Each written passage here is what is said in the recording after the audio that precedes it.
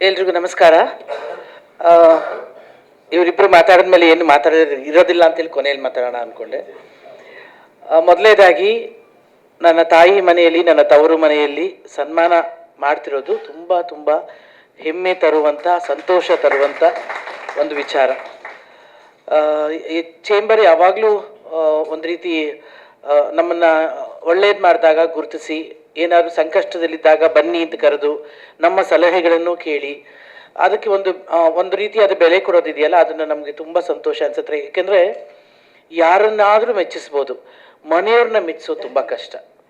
ಏನೇ ಕೆಲಸ ಮಾಡಿದ್ರು, ಇಲ್ಲ ನೀನು ಅದೊಂದು ಸ್ವಲ್ಪ ಚೆನ್ನಾಗಿ ಮಾಡಿರ್ಬೇಕಿತ್ತು, ಇಲ್ಲ ಅದನ್ನು ಹಿಂಗೆ ಮಾಡಿರ್ಬೇಕು ಅಂದರೆ ತಿದ್ದಿ ತೀಡಿ ಸಂತೋಷಪಟ್ಟು ನಮ್ಮ ಸಂತೋಷವನ್ನು ನಿಮ್ಮ ಸಂಭ್ರಮ ಅಂತ ಅಂದ್ಕೊಂಡು ಇವತ್ತು ನಮ್ಮ 3 ಜನಕ್ಕೆ ಸನ್ಮಾನ ಮಾಡೋದಿದೆಯಲ್ಲ, ಅದು ನಿಜವಾಗ್ಲೂ ನಿಮ್ಮ ತಾಯಿತನವನ್ನು ಎತ್ತಿ ತೋರಿಸ್ತಾ ಇದೆ.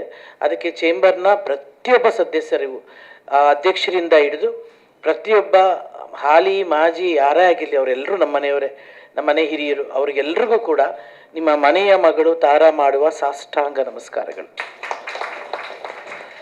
ಇದರ ಜೊತೆಗೆ ಒಂದು ವಿಶೇಷ ಅಂತಂದರೆ, ನನಗೆ ಅಕ್ಕ ಮಹಾದೇವಿ ವಿಶ್ವವಿದ್ಯಾನಿಲಯದಿಂದ ನನಗೆ ಡಾಕ್ಟರೇಟ್ ಬಂದಿದ್ದು. ಇವರಿಬ್ಬರಿಗೂ ಗಂಗೂಬಾಯಿ ಹಾನ್ಗಲ್ ಆ ವಿಶ್ವವಿದ್ಯಾನಿಲಯದಿಂದ ಇವರಿಗೆ ಡಾಕ್ಟರೇಟ್ ಬಂದಿದ್ದು.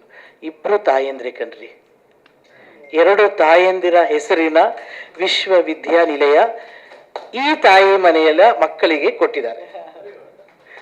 ನನಗೆ ಅದು ಬಹಳ ಸಂತೋಷ ಕೊಟ್ಟಂಥ ವಿಚಾರ. ಆ ವಿಚಾರಕ್ಕೋಸ್ಕರನೇ ಕ್ಷಮೆ ಇರಲಿ, ನಾನು ನನ್ನ ಮನೆಯಲ್ಲಿ ಕೂಡ ಮಹಿಳೆಯರನ್ನೇ ಕರೆದು ನಾನು ಅವ್ರ ಜೊತೆ ಸಂಭ್ರಮ ಪಡಬೇಕು ಅಂತ ಆಸೆ ಪಟ್ಟು ಮಾಡಿದೆ. ಅಧ್ಯಕ್ಷರು ಹೇಳ್ತಾ ಇದ್ರು, ನಮ್ಮನ್ನೆಲ್ಲ ಕರೆಯಲ್ವಾ ನಿಮ್ಮನೆ ಸಮಾರಂಭಕ್ಕೆ? ಇಲ್ಲ, ಪುರುಷರನ್ನೂ ಕರೆದು ಸನ್ಮಾನ ಮಾಡುವಂಥ ಆಲೋಚನೆ ಖಂಡಿತವಾಗ್ಲೂ ಇದೆ, ಖಂಡಿತ ಮಾಡ್ತೀನಿ ಅಂತ ಹೇಳಿ.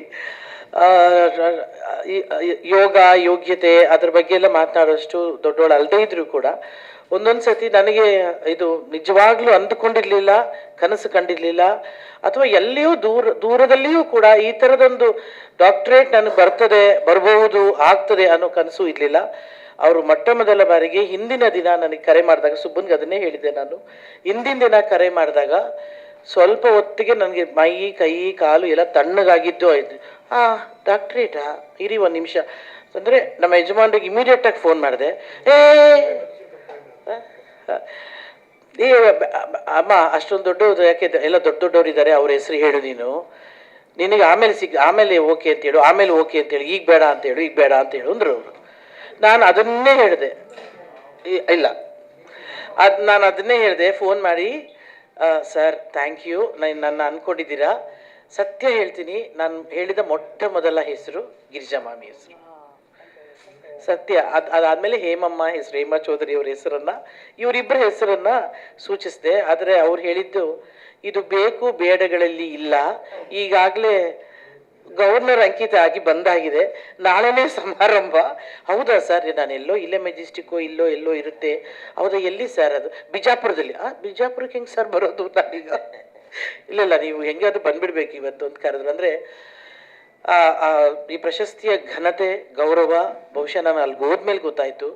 ನನಗೆ ಯಾವುದೋ ಜನ್ಮದ ಪುಣ್ಯನೋ, ನನ್ನ ತಂದೆ ತಾಯಿ ಮಾಡಿರೋ ಆಶೀರ್ವಾದ, ಗುರುಹಿಯರು ಮುಖ್ಯವಾಗಿ ನನಗೆ ಸಿನಿಮಾದಲ್ಲಿ ಎಲ್ಲವನ್ನು ಕಲಿಸಿದ, ಅದು ನಿರ್ದೇಶಕರಾಗಿರ್ಬೋದು, ಮೊದಲನೇದಾಗಿ ನಿರ್ಮಾಪಕರಿಗೆ, ನಿರ್ದೇಶಕರಿಗೆ, ಎಲ್ಲರಿಗೂ ಕೂಡ, ತಂತ್ರಜ್ಞರಿಗೆ, ಸಹನಟರಿಗೆ, ಕಲಾವಿದರಿಗೆ, ಹಿರಿಯರಿಗೆ, ಕಿರಿಯರಿಗೆ, ಎಲ್ಲರಿಗೂ ಕೂಡ ತುಂಬ ತುಂಬ ತುಂಬ ಧನ್ಯವಾದಗಳನ್ನ ಹೇಳ್ತೀನಿ. ಮಾಧ್ಯಮ, ಅಫ್ಕೋರ್ಸ್, ಅದು god is my god father, always my great supporters R the ಮಾಧ್ಯಮ ಮತ್ತು ಪತ್ರಕರ್ತರು. ಅವರಿಗೂ ಕೂಡ ಮತ್ತು ಇಲ್ಲಿರುವ ಎಲ್ಲರಿಗೂ ಕೂಡ ಮತ್ತೊಮ್ಮೆ ಇವರಿಬ್ಬರಿಗೆ ಹಾರ್ಟಿ ಕಂಗ್ರ್ಯಾಚುಲೇಷನ್ಸ್ ಹೇಳ್ತಾ, ಥ್ಯಾಂಕ್ ಯು ನರಸಿಂಹಣ್ಣ, ಥ್ಯಾಂಕ್ ಯು ನಿಮ್ಗೆ ಎಲ್ಲರಿಗೂ ತುಂಬ ಥ್ಯಾಂಕ್ಸ್, ಎಲ್ಲರಿಗೂ ತುಂಬ ತುಂಬ ತುಂಬ ಥ್ಯಾಂಕ್ಸ್.